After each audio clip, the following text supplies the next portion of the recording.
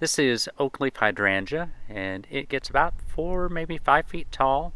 I love this plant because it's got these beautiful white blooms to it. As the blooms start fading, it gets a nice brown color on the bloom that really stands out, and then in the fall, it has a nice red fall foliage. So it's a beautiful plant.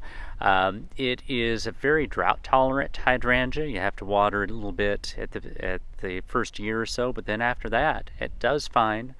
I like to use this in up against the house, and a lot of times I'll put it in a corner where when it comes out and blooms, it's a really nice color, but then it is deciduous. It's going to drop its leaves. So as it disappears, then I like to have something evergreen around it. But this is one of my favorite plants to use in the shade.